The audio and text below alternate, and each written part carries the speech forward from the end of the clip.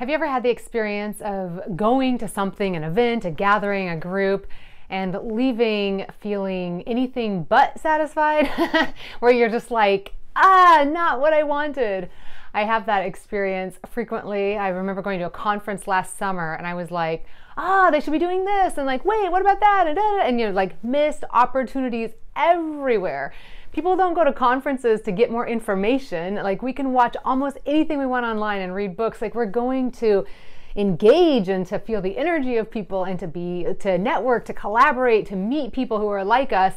And I am in awe of how many events I go to where it doesn't feel like that was strategically thought through at all. Like, they worried so much about who was on stage and what the food was or something, but where was somebody putting the effort together to really think through how are we connecting people? I've often wished I could be like a consultant for conferences of like coming in and helping see the moments and the opportunities to really make sure that people are walking away connected.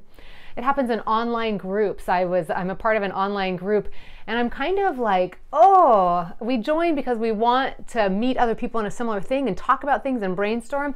And it's kind of unfortunate how often a facilitator doesn't do what they can to help make that happen, and we end up just not really interacting in the group or not following it or not coming back.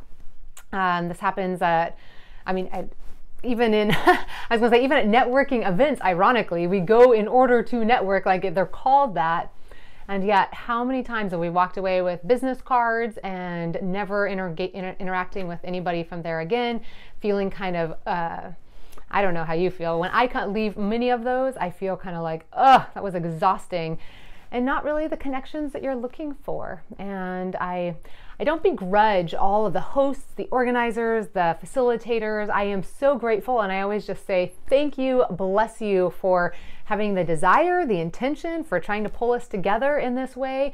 That is such a beautiful thing.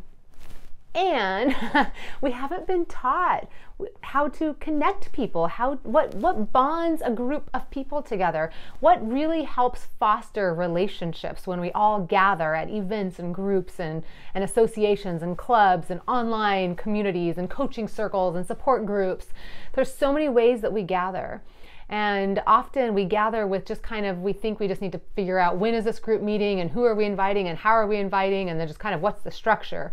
And we haven't been trained, don't know, haven't researched, haven't been taught how to strategically think through the best way to bond a group so that they keep coming back, so that they engage, so that it's a safe and appropriate and healthy level of vulnerability for whatever the purpose is. Have you been a part of groups where you go and the facilitator thinks that if we just all share something vulnerable right off the bat, that will bond us? And I'm always like, no, we can't just all pull our skeletons out of the closet and be like, and now we're friends. No, all it takes is one or two people sharing something, and it kind of can just deflate the energy of a group because we don't have the relationship yet to support that level of sharing.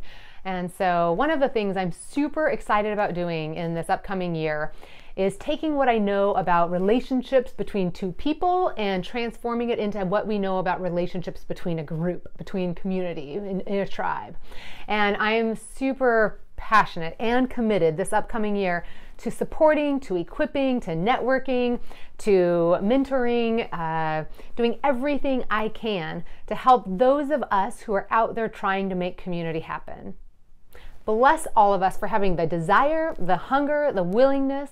We need way more people who are willing to step up and say, I'm not just going to make friends for myself, I'm going to provide community for others. And I'm so grateful for those who are willing to hear that and say, I'm willing to do something, whether it's a national online thing that has big conferences, or whether it's like in my own little neighborhood or in the school or in the church I belong to or the synagogue. Like, I'm going to create a small group, whatever level of group.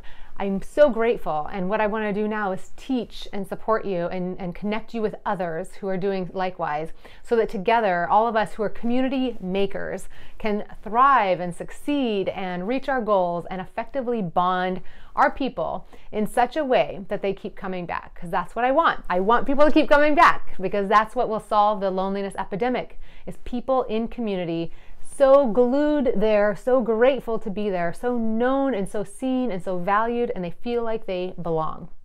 I want that.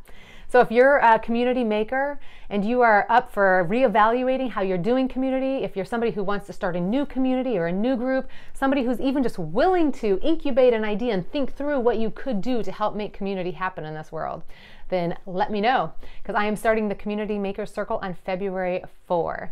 So I would love to have you there.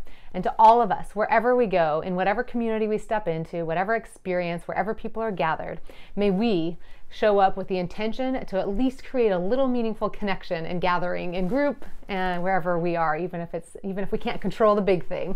What I want for all of us is way more meaningful gatherings and connections this year.